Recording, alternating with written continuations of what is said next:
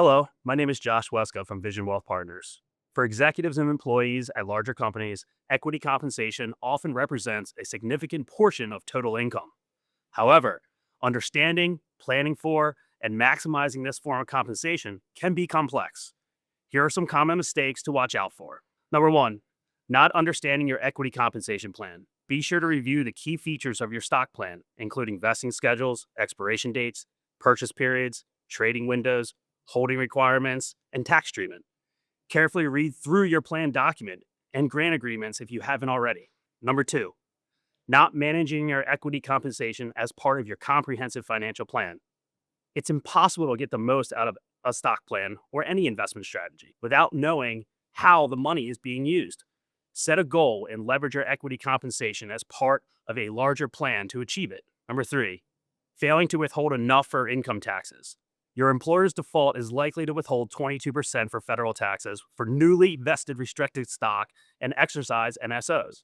If your marginal bracket is greater than 22%, this might not be enough to cover your tax bill and avoid underpayment penalties.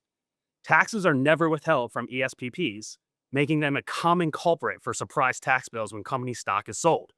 There's also no tax withholding on exercise of ISOs, which could have a negative impact if you're subject to the alternative minimum tax, or AMT, or regular income tax if you sell the stock in the same calendar year the ISOs were exercised. Number four, letting the tax tail wag the dog.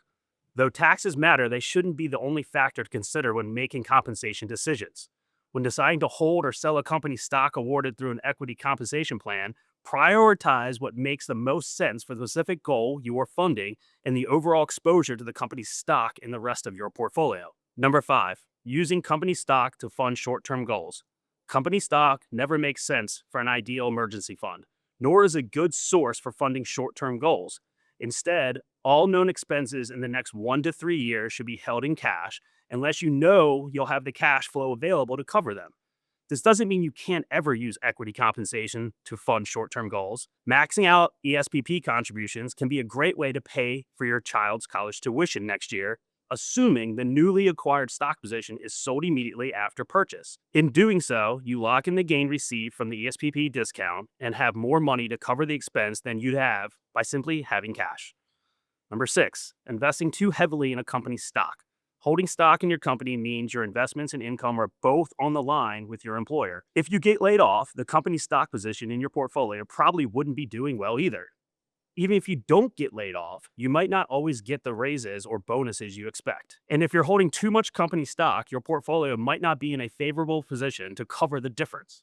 A good starting point is to keep your exposure to the company stock at less than 5% of your portfolio. In some circumstances, it might make sense to hold substantially greater than that amount. It could also be advisable to hold none at all. The right answer depends on your appetite for risk and the strength of your overall financial plan. 7. Stopping ESPP contributions due to poor performance. When the value of your company's stock falls drastically over 6 to 12 months, it can be tempting to stop contributing to your ESPP. However, remember that participation in an ESPP doesn't mean you must hold company stock after purchase. In fact, if your ESPP has a look-back provision, contributing to your plan after a substantial decline might be more favorable than before, especially if the stock rebounds in the months ahead. Number 8, asking colleagues for tips and suggestions. Even if your colleagues have a better grasp on the equity compensation plan than you do, they're still missing a deep understanding of your financial situation. What makes sense for one person might be potentially catastrophic for another. If you're unsure of the best way to manage your equity compensation, partner with a professional wealth manager with extensive equity compensation planning experience. 9. Losing stock-based compensation through job termination. Should you choose to leave your job, it's important to time it right or risk losing the total value of your stock-based compensation.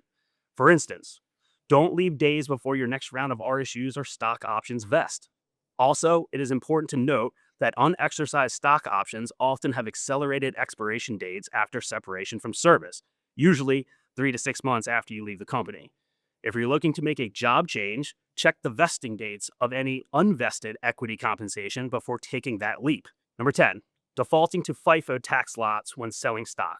The company stock you've held the longest will likely have the highest unrealized gains. So, You likely won't want to opt the first in, first out approach. Instead, be strategic about selecting specific lots that will allow you to sell company stock in the most tax efficient way possible. If part of your compensation package includes a form of equity compensation, I would highly encourage gathering as much documentation as possible around how that part of your compensation is structured and works. It would also be helpful to share it with professionals like financial advisors and or CPAs to get a solid guidance around how to manage this part of your compensation.